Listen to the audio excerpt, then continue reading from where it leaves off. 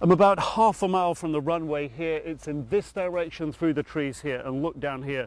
Debris twisted and torn apart, fuselage from the Tupolev 154. And up here, across the road, take a look, is the direction the plane was coming in. Over this way, coming in across this road here. And this is where it begins to hit the tops of the trees again.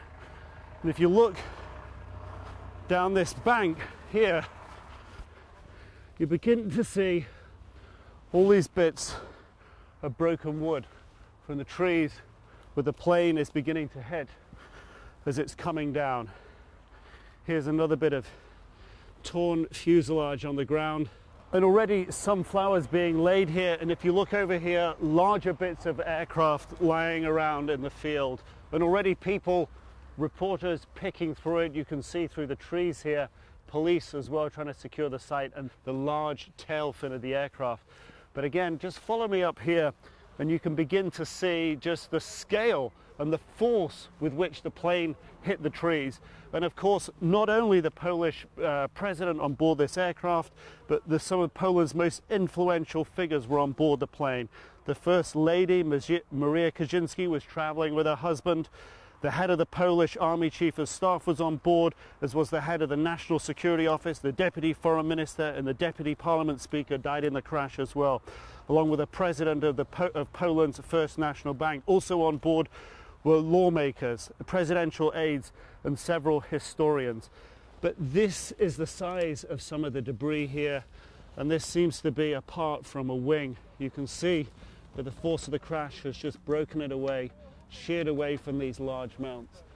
And you can see as well the tree here, just large boughs of tree ripped apart. And looking up at the top, you can really see how the plane cut into them. And what the investigators are going to focus on are the black box recorders.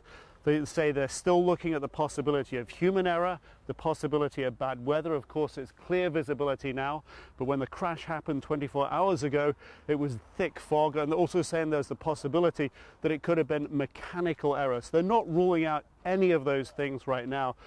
The bodies have been removed from the site here, most of them already taken to Moscow for identification.